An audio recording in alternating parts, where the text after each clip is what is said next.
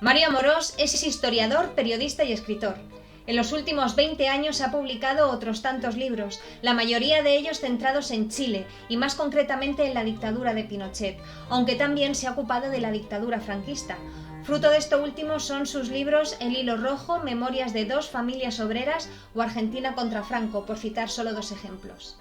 Sus biografías sobre Salvador Allende, Augusto Pinochet, Pablo Neruda y Miguel Enríquez están consideradas como obras de referencia, y su último trabajo, una minuciosa biografía sobre Dolores Ibárruri, alcanzó la tercera edición tan solo 2 meses después de publicarse. Hablemos.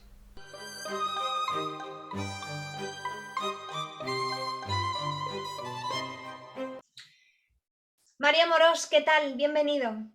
Hola María, gracias por la invitación.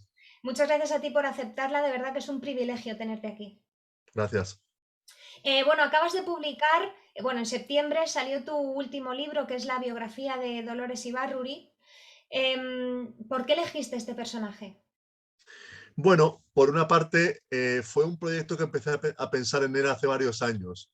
Me rondaba la cabeza. Tenía allá por el año 2015, 2016, la idea de que venía el centenario del Partido Comunista de España, la convicción de que Pasionaria, la persona que mejor representa la historia del PC español, era una figura que estaba cayendo en el olvido, y también mi interés de toda la vida por la historia del Partido Comunista y los libros que se iban publicando, ¿no? Por ejemplo, el libro fantástico de Fernando Hernández Sánchez sobre el PC en la Guerra Civil, que apareció en el año 2010, y le entrevisté a Fernando sobre su libro, que es una verdadera maravilla. Bueno, yo veía que en el archivo histórico del PC, y trabajé allí durante un tiempo, año 2013-14, para un libro que publicamos con la Fundación Domingo Malagón del PC Madrid, y supe que el archivo personal de Dolores Ibárruri y Pasionaria no estaba, como yo pensaba, en el archivo del Partido Comunista, sino que lo conserva su nieta Lola, y hablé con ella hace ya 5 o 6 años. Te me y estás final, adelantando, te me estás sí, adelantando por cómo has llegado a la información. Pero el caso es que hablaste con su nieta y te decidiste a escribirlo. Sí, y al poder consultar el archivo de Dolores, me decidí a hacer la biografía, ¿no?, de Pasionaria, porque evidentemente es una documentación tan valiosa que realmente el poder acceder a ella fue determinante para escribir este libro, con la idea de publicarlo, pandemia mediante, en ese momento, ¿no?, septiembre del año 21, con motivo del centenario de la fundación del PC. He notado que la has llamado pasionaria y no la pasionaria. Esto es algo en lo que ella insistió. Sí, y además que la mayoría de la gente, periodistas, comunistas, gente de la calle, la llaman la pasionaria, ¿no? Y ella, de manera también, yo creo que un poco simpática, decía que no le gustaba ese artículo porque parecía una folclórica, ¿no? Ella firmaba sus artículos como pasionaria desde el año 18, y le gustaba, primero, que llamaran Dolores, pero si había que utilizar el seudónimo que ella creó de pasionaria, pues sin el artículo, ¿no? También has dicho que accediste a los archivos que tenía su nieta. Esta es la mayor diferencia que hay entre tu biografía y las otras que se han podido publicar sobre Ibárruri. Sí, realmente hacía ya más de 15 años que no se publicaba una biografía sobre Pasionaria, y realmente yo diría que está el libro de Manuel Vázquez Montalbán, Pasionaria de los Tiranitos, del año 95, la biografía del historiador Rafael Cruz del año 99, creo recordar, otra biografía de otro historiador, Juan Avilés, del año 2005, y curiosamente en septiembre aparecieron dos biografías sobre Dolores, la mía y la de un muy buen historiador asturiano, Diego Díaz Alonso, que también es un libro, yo creo que complementario del mío. Creo también, sinceramente, claro, el poder acceder al archivo personal de Pasionaria le da un valor al libro, sin desmerecer a los otros publicados que ofrecen otras perspectivas de análisis y de estudio de la figura de Dolores. Pero también has accedido a otros archivos inéditos, no es lo único. Sí, sí, dentro de España hice el esfuerzo de ver, rastrear en todos los archivos a los que yo creía interesantes. Por ejemplo, los archivos vinculados al Partido Socialista y a la UGT, los archivos vinculados a la administración, como el Archivo General de la Administración, el Archivo Militar de Ávila, etcétera, ¿no? Entonces, todo eso hace que también, por ejemplo, el Archivo del Partido Comunista Francés, eh, eh, la prensa comunista francesa está digitalizada en la Biblioteca Nacional de Francia. Es muy interesante rastrear en el periódico L'Humanité, por ejemplo, el PC francés, cómo contaron los mítines impresionantes de Pasionaria en París en el tiempo de la guerra civil, ¿no? Bueno, es una documentación, yo diría que inmensa. Faltan los archivos vinculados a la Unión Soviética, que yo no he podido hacer, tampoco sé ruso, pero sí cito libros de historiadores que han trabajado con los archivos soviéticos, ¿no? Por tanto, bueno, el esfuerzo que hice, como siempre hago en mis libros, en la medida de mis posibilidades, de ofrecer a los lectores la mayor documentación nueva sobre el personaje del que he escrito la biografía. Vamos a aprovechar este libro para entender un poco mejor cómo trabajas.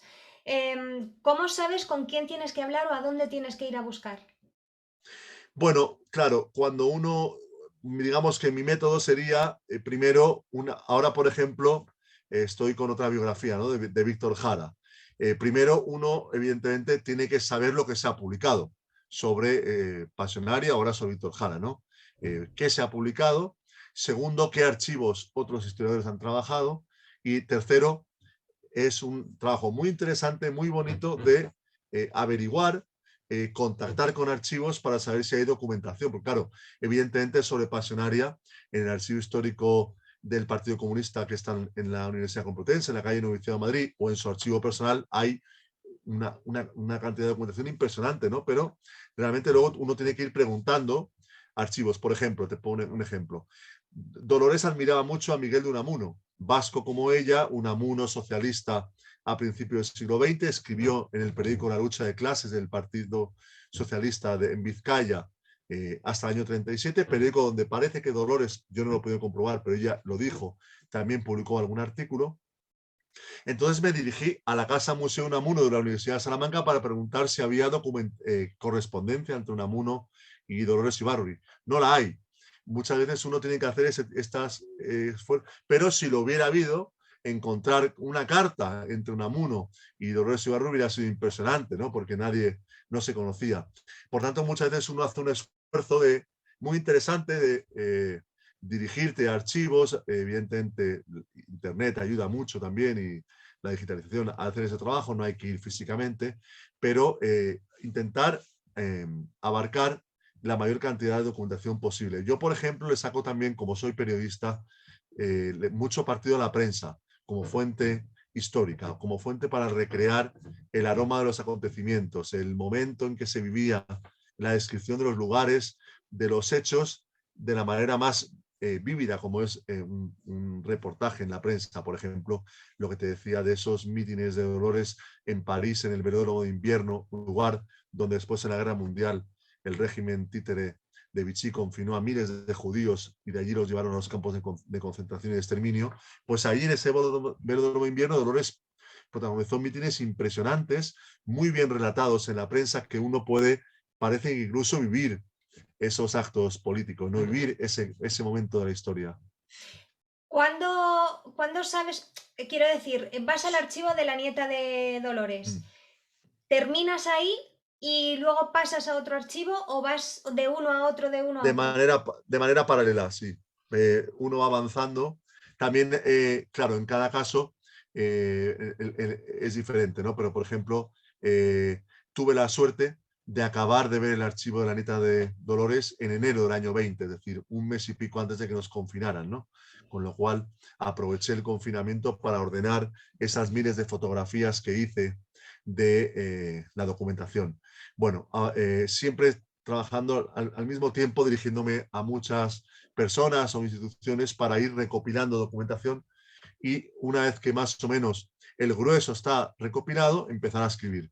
Siempre hasta última hora uno va buscando cosas, pero llega un momento que hay que escribir, ¿no? Hay que escribir y hay que avanzar, claro. ¿Escribes en orden cronológico? ¿Escribes por Sí. volumen? En orden cronológico. Y bueno, la verdad que claro, yo llevo ya 3 o 4 biografías muy voluminosas, ¿no? Entonces, evidentemente, pienso ahora, me están acordando de la biografía de Neruda, que fue un verdadero sufrimiento por el problema de los tiempos de entrega, y la verdad que, bueno, la experiencia hace que uno mejore también el ritmo y la tranquilidad para trabajar. También la biografía de Pinochet fue una biografía muy voluminosa, con muchísima documentación. Bueno, parece que voy aprendiendo y cada vez es menos angustioso el finalizar el libro. En el caso de esta última biografía de la diva Ruri, ¿partías de una idea previa y después te encontraste con algo que lo cambió o siempre te dejas sorprender por lo que vas a encontrar? Digamos que yo conozco lo esencial de la vida de Pasionaria o de Allende o de Neruda o de Pinochet, pero evidentemente hay muchísimas cosas nuevas que no conoces. Por ejemplo, en el caso de Dolores, he visto toda la prensa comunista hasta el año 78, todos los números de Mundo Obrero, el periódico del PC, hasta el año 78 y de otras publicaciones, ¿no? Evidentemente hay una gran cantidad de cosas que uno no conoce. Conoces lo central. ¿Qué me sorprendió en el caso de Dolores? Bueno, por ejemplo, su papel durante la Segunda República, cómo ella se convierte en muy poco tiempo en una líder política de talla nacional. En la guerra, por supuesto, también al ver la prensa, a ver sus discursos, a ver la documentación de archivo de la guerra, uno, bueno, va contando casi la guerra, en el caso de Dolores, semana a semana, mes a mes, ¿no? El exilio y también algo muy impresionante en el caso de la historia del PC español, bueno, años durísimos, en los años 40 y 50, en pleno stalinismo, que tiene una repercusión muy fuerte en el PC y bueno, la documentación está en su archivo y está en el archivo del Partido Comunista, procesos políticos muy difíciles, muy duros de contar para una persona como yo que comparte las ideas y los ideales de Pasionaria, pero claro, cuando te asomas a esos años 40, 50, fue muy difícil. Y fíjate, María, que yo me llamó la atención en la gran cantidad de presentaciones que hicimos, muchas de ellas, perdón, con dirigentes del Partido Comunista de España. Ellos valoraban, el partido valoró la aproximación crítica, no idealizada a la figura de Dolores, ¿no? Es decir, ya el tiempo de contar la vida de los dirigentes como si fueran santos, afortunadamente pasó. Hay que enfrentarse a la historia y al pasado con una mirada crítica y además apegada a la documentación, sin rehuir los problemas, que son muchos en la biografía de Dolores, ¿no? Hay momentos muy luminosos, pero también momentos difíciles. Y bueno, eso la verdad que fue una cosa que destacaron mucho en las presentaciones del libro, ¿no? Como no fue fácil, pero realmente, bueno, está también esa mirada crítica a la historia del PC y de la vida de Pasionaria también. ¿Qué has dejado fuera? Bueno, yo diría que importante, siendo honestos, evidentemente, yo creo que pasa mucho también, pero bueno, los últimos años de la vida de Dolores, a partir de que ella vuelve a España en mayo del 77, es verdad, y ahí, por ejemplo, Antonio Lorza, profesor Antonio Lorza, hizo alguna crítica en reseñas del libro, bueno, esos años los cuento ya de manera muy rápida, muy somera, muy superficial, porque también evidentemente está el peligro de que el libro se disparara en las páginas, ¿no? Pero también porque, evidentemente, bueno, había La que parte acabar. importante, además, supongo que estará Sí, en... efectivamente, la parte importante de la vida de Dolores es hasta el año 77. Ella después ya tiene un papel muy simbólico dentro del PC, es una anciana que ya supera los 80 años, pero es verdad que se podría hacer la crítica de que esos últimos años, donde el Partido Comunista vio una crisis muy fuerte, además, bueno, están contados de manera superficial. A mí hay dos cosas del libro que me han llamado la atención, yo no sé si estarás de acuerdo. La primera es que Dolores Ibarruri era una mujer profundamente feminista y por lo tanto profundamente anticapitalista. Sí, Dolores, eso es algo que llama la atención porque, como hice, de citar sus artículos en la prensa, que es donde se ve sus discursos en los años 30, uno descubre primero una mujer que ha roto su matrimonio por su compromiso político. Incluso que se separa temporalmente de los dos hijos que han logrado sobrevivir a la época de miseria en Vizcaya y por su compromiso político rompe el matrimonio, va a Madrid y ella, como encargada de la Secretaría Femenina del PC, levanta un discurso primero de crítica a sus camaradas, que también, como era propio en la España en la época, bueno, el PC era un partido masculino, Dolores era la excepción, no muy notoria, pero la excepción en una dirección dirigida por hombres, ¿no? Y ella levanta un discurso que llama a luchar por la igualdad. Un discurso que en las circunstancias del año 36, con la creación de las Juventudes Socialistas Unificadas y el estallido de la guerra, lleva a que miles y miles de jóvenes, de muchachas jóvenes republicanas, se incorporen a las JSU y al Partido Comunista. Es algo muy impresionante que vemos, por ejemplo, novelas como la de Almudena Grandes, Inés sin Alegría, vemos lo que significa para una muchacha de los años 30 la militancia política antifascista, ¿no? Algo muy bonito. Lo fue siempre, aunque nunca se definiera comunista, como feminista, ¿no? Y hay entrevistas muy simpáticas de los años 80 tituladas No soy feminista, ¿no? Algo que hoy llamaría escándalo, aunque lo fue y aunque defendió siempre la igualdad de derechos de las mujeres y criticó la explotación de las mujeres en la sociedad capitalista. La segunda cosa que me ha llamado la atención, y de esto la verdad es que no sé por qué no se habla tanto, en este caso ella, pero es extensible, creo, a todas las personas de su clase social, en los inicios al menos, eran las durísimas condiciones de vida que tenían y lo fuerte que había que ser emocional y físicamente para sobrevivir. Sí, ella no pasó hambre ni pasó privaciones en la casa de su familia. Pudo ir al colegio, ella siempre dijo, fue bien vestida, eh, nunca le faltó una alimentación, digamos, equilibrada. Pero claro, cuando se casa el año 16 con un minero socialista, Julián Ruiz, con un hombre con un gran compromiso político y sindical que participa en todas las huelgas y que es represaliado por eso, pues evidentemente se encuentra con un hogar donde van llegando los hijos.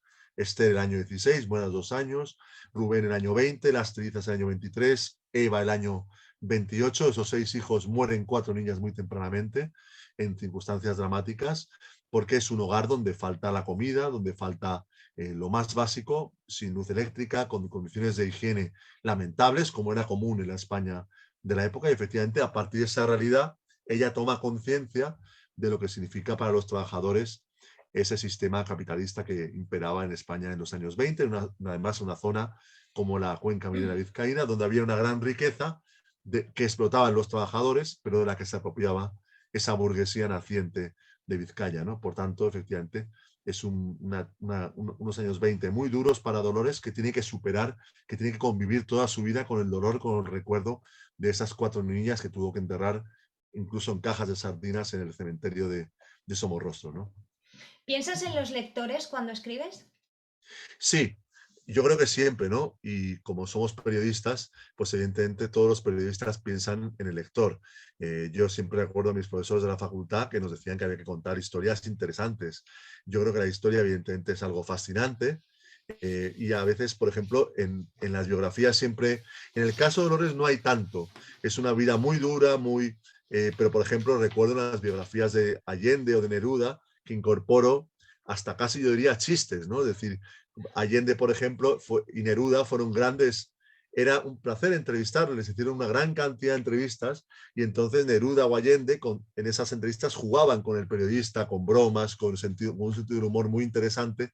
Y claro, cuando eso lo vuelcas a una biografía muy extensa de 600 páginas, pues hace que la lectura sea más amena, más agradable, ¿no? En el caso de Pasionaria no hay ese tipo de cosas porque ya no entraba en juego, pero sí yo creo que tiene que ser el libro una lectura para el gran público. Yo escribo para el gran público y evidentemente leerse biografías de 600 páginas, bueno, no es una tarea fácil y hay que hacerla entretenida, apasionante, interesante, ¿no? Sobre todo una persona como Dolores que dejó un gran recuerdo en varias generaciones españoles mayores a la mía. Es decir, yo creo que un muchacho, una muchacha española de menos de 40 años, vagamente, por lo general saben ya quién fue Pasionaria, más allá de una consigna o de algún póster de la guerra que puedan recordar.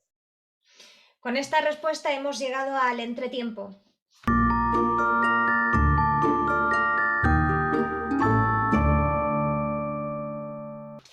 Y el entretiempo es ese juego de 10 preguntas. Yo le dejo al invitado que elija el tema o uno que le guste a él, o bien elijo yo y entonces lo hago sobre esa persona para no arriesgarme. En el caso de Mario has elegido el fútbol.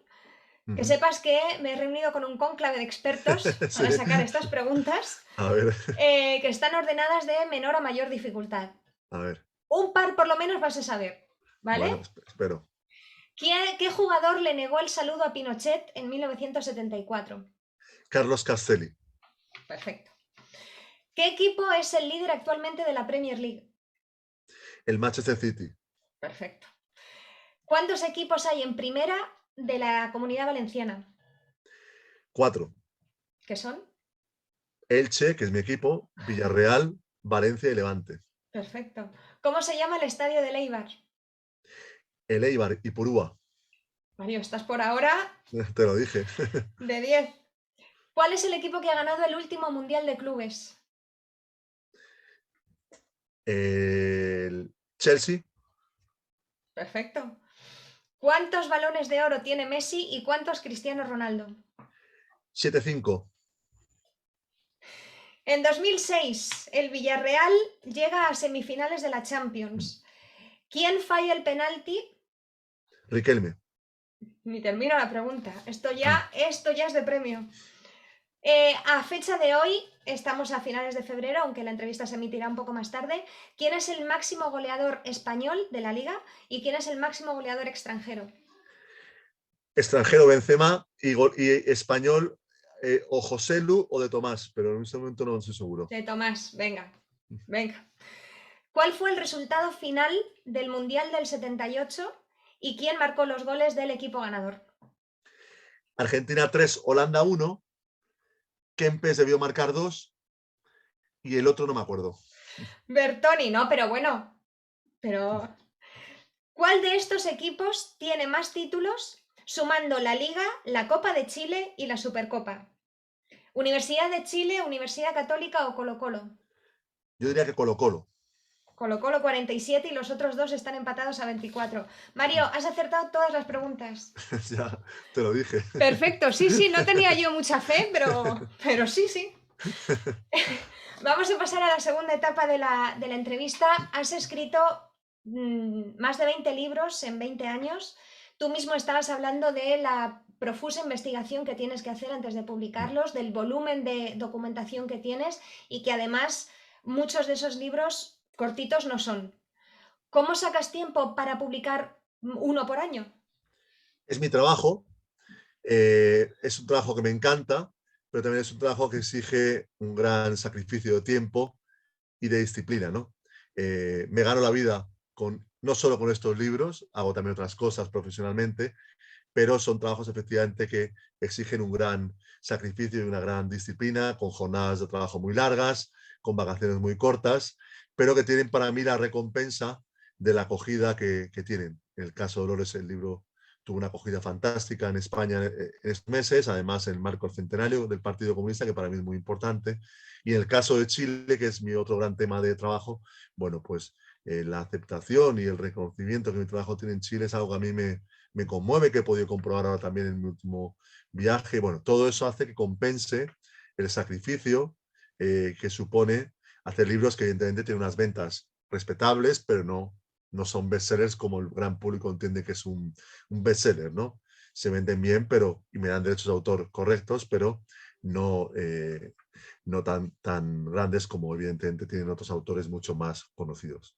Has hablado de Chile, casi la mitad de esta bibliografía de la que estábamos hablando está centrada en Chile, más concretamente en el periodo de la dictadura o con lo relacionado con la dictadura de Pinochet. ¿Qué es lo que te atrajo en un primer momento o qué tiene que te interesa tanto? Bueno, me atrajo la figura del presidente Salvador Allende. Cuando yo era muy joven, me deslumbró realmente. Después el poder viajar a Chile en el año 97 por primera vez con 24 años y conocer, gracias a mi carnet de periodista, personalidades muy importantes de la política chilena. El caso Pinochet, años 98-2000, que me hizo publicar muchísimo en la prensa española de entrevistas, reportajes sobre la represión, sobre la marcha del proceso de extradición a España del dictador. Y después ya hace más de 10 años o 10 años ahora la publicación de mis libros con editoriales muy importantes, ¿no? Últimamente ya con Penguin Random House, bueno, con una de las editoriales más importantes del mundo, que hace que los libros tengan una calidad en la publicación y una distribución muy importante, no solo en Chile, fundamentalmente en Chile, pero también en otros países, ¿no?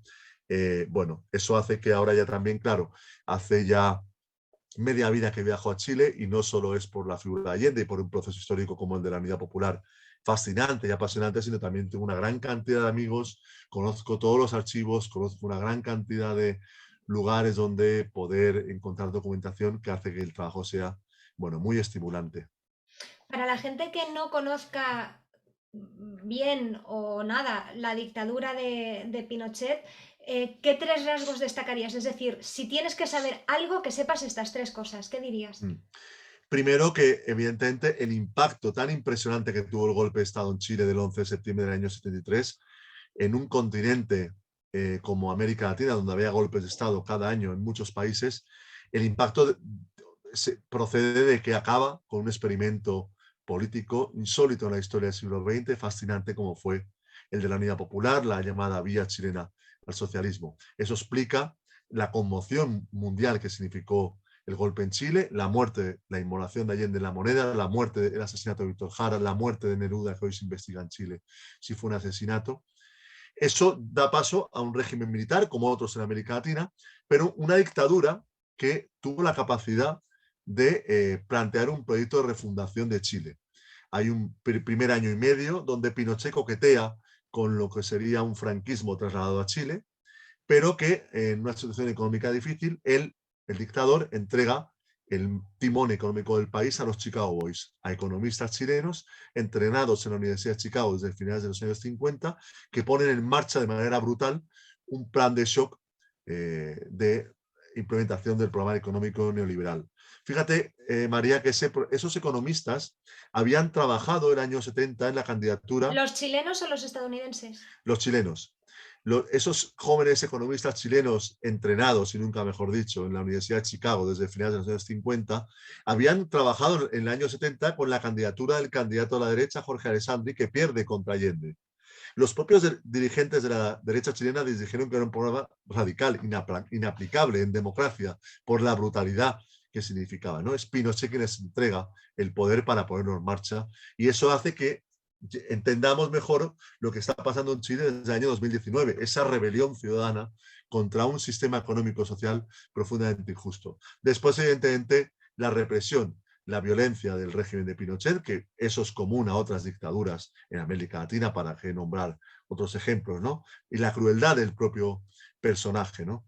Y después la capacidad de lucha del pueblo chileno, que, como también pasó en Argentina con las Madres de Plaza de Mayo y el Movimiento de Derechos Humanos, fueron capaces de levantar la bandera de los derechos humanos, que fue decisiva para derrotar a Pinochet el año 88. Te has ocupado mucho, pero no exclusivamente de Chile, también has escrito varios libros relacionados con la dictadura franquista. De nuevo, por si alguien hoy desafortunadamente, bueno, español desafortunadamente y de fuera no tienen por qué, si alguien no conoce qué ocurrió durante la dictadura franquista, ¿qué tres rasgos destacarías? Bueno, primero, como en el caso de Chile, ¿no? El régimen de Franco es el producto de una sublevación militar contra la República que arranca el 17-18 de julio del año 36, golpe que semi-triunfa o semi-fracasa y que se convierte en una guerra civil de 3 años por el apoyo de las potencias fascistas a los facciosos, singularmente ya al general Franco, cuando éste se encarama como líder de los sublevados. De esa guerra civil, que Franco conscientemente alarga durante 3 años para acabar, para exterminar a la base social republicana, nace una dictadura que durará hasta la muerte física del dictador el año 75. Un régimen que en Europa Occidental no tiene parangón en la represión en tiempos de paz, ni en Italia fascista, ni en Alemania de Hitler. En tiempos de paz la represión alcanzó la cuota, en las cotas de lo que alcanzó en España. Una dictadura larguísima de 40 años que pasa por varias etapas y que tiene también entre sus señas de identidad el terror, la represión. Recordemos que Franco muere fusilando con la condena a muerte de 5 antifascistas en septiembre del año 75, y es un régimen, una dictadura que acabó con lo que significaba de esperanza, de proyecto de modernización para España de la Segunda República Española, con aquellas luces impresionantes de la cultura, los maestros, las artes, en fin, el desarrollo científico. Acabó con un proyecto histórico que hubiera cambiado España a mejor, instaló una dictadura que se prolonga durante 40 años, ¿no? ¿Qué, bueno, qué queda hoy de la dictadura? ¿Cómo se nota en España que ha habido dictadura y qué ha cambiado, si es que ha cambiado algo? Bueno, han cambiado muchas cosas, pero es verdad que el tipo de transición que hubo en España, transición pilotada por sectores de la dictadura, inteligentes sin duda, como el Adolfo Suárez o Torcuato Fernández Miranda, el propio rey, por interés, apuesta por la democracia porque era impensable y que Europa pudiera aceptar un franquismo sin Franco, y la propia movilización de las fuerzas de izquierda, singularmente el movimiento obrero, con comisiones obreras a la cabeza, con el Partido Comunista, que hicieron imposible esa continuidad de un franquismo que podía representar en la época Carlos Arias Navarro. Pero eso da pie a una transición donde la izquierda no tiene la capacidad para imponer una ruptura democrática y entra a la negociación con Suárez, y eso da pie a que si la izquierda homologó a Suárez y al rey como actores democráticos, la izquierda tuvo que renunciar a propuestas, a proyectos tan importantes como la recuperación de la República y la aceptación de la monarquía, y algo muy doloroso que en aquel tiempo se aceptó de manera tácita, como fue la impunidad de los represores franquistas, ¿no? Que lleva a algo que es incomprensible, pero que, visto desde los tiempos de hoy, evidentemente, cómo fue bueno, que la ley de amnistía beneficiaba también a los torturados del franquismo, ¿no? Eso fue así, incluso en aquel momento pues, la izquierda apoyó esa ley de amnistía en el Parlamento, ¿no? Es algo muy, muy difícil y que evidentemente el tipo de transición que se dio en España condiciona lo que, bueno, los propios aparatos policiales y judiciales del franquismo se reciclan en democracia, ¿no? Y hace que hay un periodo de miedo a un golpe de Estado y de, bueno, también la crisis del propio Partido Comunista, la mayoría absoluta del Partido Socialista del año 82, hacen que la evolución de España fuera la que fue en los años 80, con la entrada en la OTAN, con una reconversión industrial durísima, con un PSOE abrazado a las políticas económicas de derecha, ¿no? ¿Cuál es la consecuencia más directa del franquismo, el PP o Vox? Bueno, el PP lo fundan 7 ministros de Franco y es la evolución natural de un sector social de este país, de la derecha, bueno, que había sido evidentemente franquista y que tiene que vestirse de ropajes democráticos si quiere ganar unas elecciones generales que le costó hasta el año 96.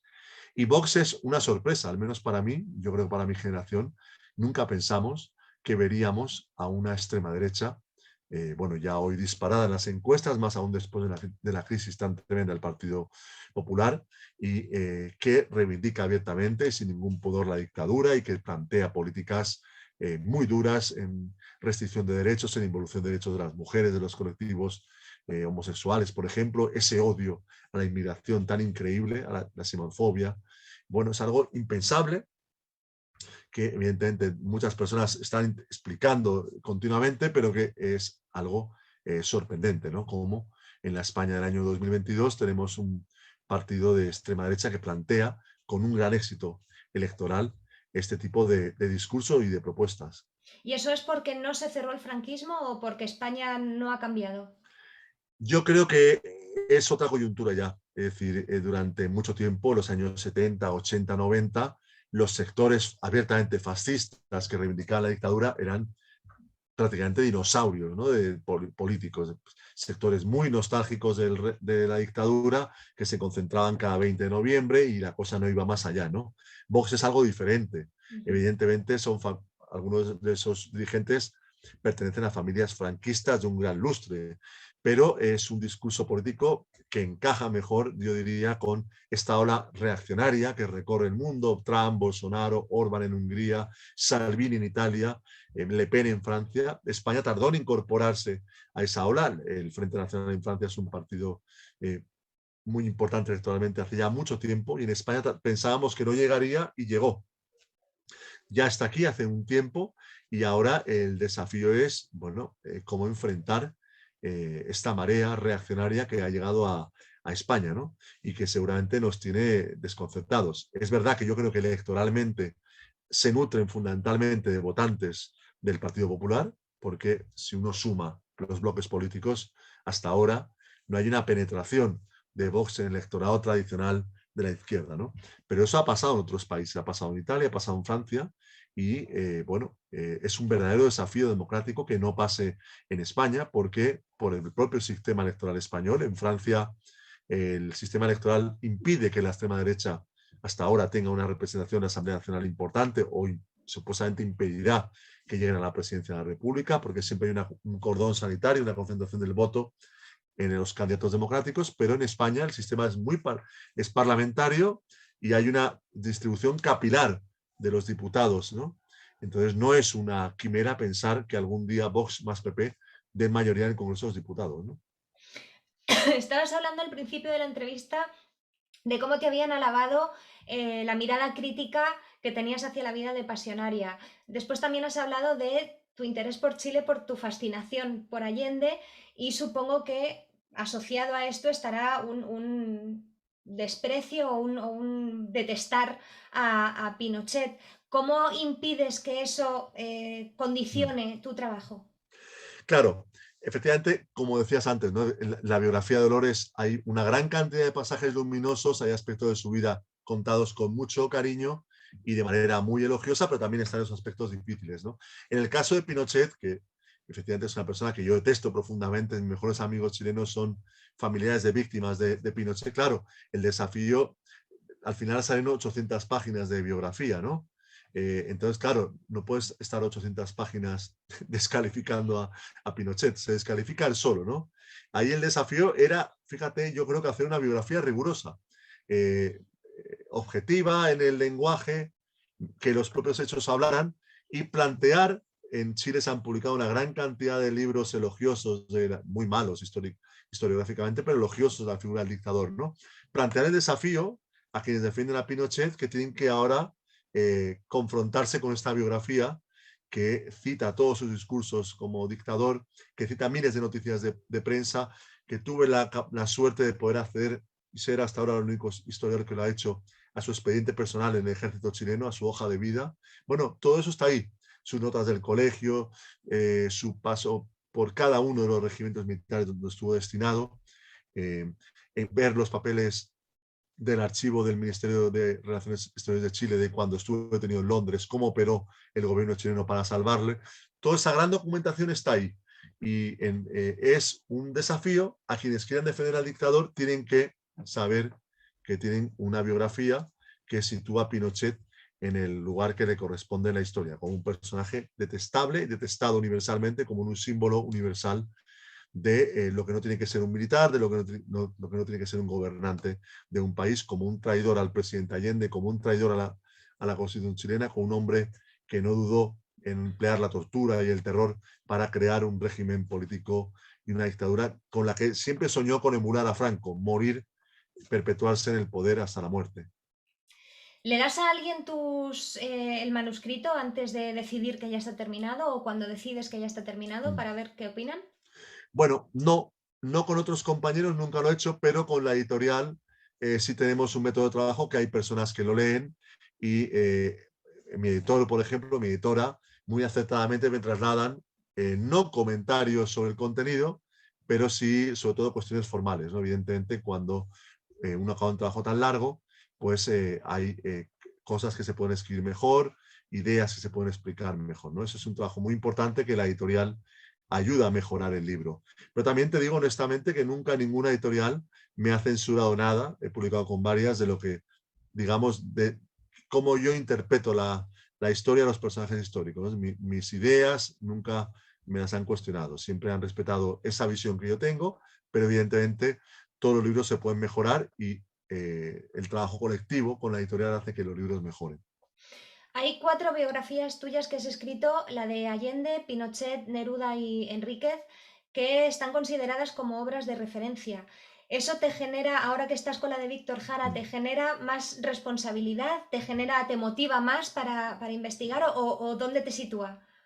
Bueno, claro, cuando yo siempre mi ambición, entre comillas, cuando hago un trabajo de este tipo es que los libros duren en el tiempo, eh, que sean libros de referencia durante muchos años. Evidentemente, en el futuro saldrán otros libros con documentación nueva que mejorarán estos trabajos, ¿no? Pero la ambición es escribir y el esfuerzo es escribir libros que sean las referencias sobre esos personajes, ¿no? En el caso de Allende, por ejemplo, hace 9 años que se publicó mi biografía y aún no ha salido ninguna otra en Chile sobre el presidente, ¿no? Porque es la forma de que el esfuerzo también rinda sus frutos, ¿no? Que el libro siga siendo consultado, estén en las librerías y duren, ¿no? Por eso el esfuerzo tan grande, ¿no? Y ahí eso me lo enseñó el profesor Ángel Viñas, con el que tuve la suerte de hacer un libro, que él me transmitió muy bien cómo hay que trabajar con los archivos. Uno, en la medida de las posibilidades, tiene que hacer el mayor esfuerzo por aportar documentación nueva a los textos de historia, porque evidentemente se pueden publicar hoy refritos sobre episodios de la historia, pasajes de la historia o personajes de la historia a partir de lo que ya se ha publicado, ¿no? El desafío es encontrar documentación nueva para aportar cosas nuevas. ¿Qué es lo que esperas de tus lectores o cómo quieres que se queden los lectores o qué quieres que aprendan los lectores después de leer tu libro? Bueno, primero, que tengan la acogida que han tenido hasta ahora, ¿no? Que en general, por los comentarios también que uno lee en internet de personas que no conocen, pues son muy bien recibidos, ¿no? Y me sorprende mucho, se valora mucho la documentación, ¿no? El tema de las notas al pie de página, la bibliografía, el ayudar a los lectores que se interesan por esos temas también a sus propias lecturas, ¿no? Contar, por ejemplo, si en tal archivo hay documentación sobre el tema. O, por ejemplo, si no he encontrado documentación sobre algo, digo, me dirigí al archivo X y me dijeron que no había documentación sobre este personaje o sobre ese aspecto que estaba investigando, ¿no? Eh, eso me sorprende la acogida que tienen y cómo el esfuerzo riguroso lo valoran mucho.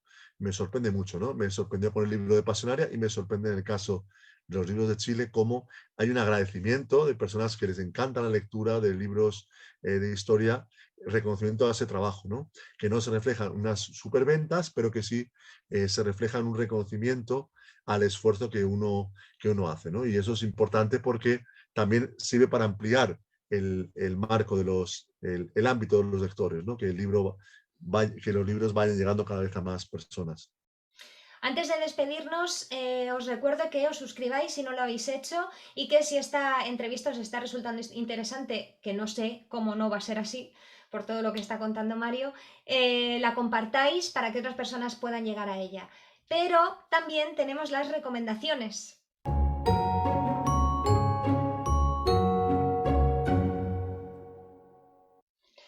Mario, un libro.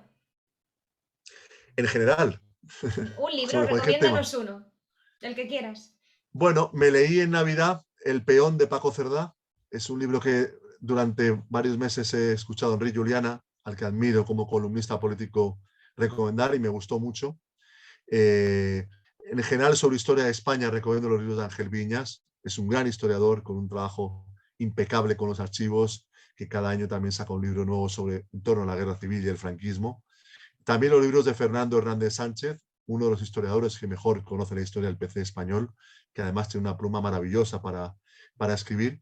Y en el caso de Chile, le recomiendo los libros de Tomás Mulián, un sociólogo, un gran intelectual, que tiene libros brillantes sobre la historia de Chile. Y por supuesto, con el recuerdo de Almudena Grandes, sus novelas maravillosas sobre la memoria, ¿no?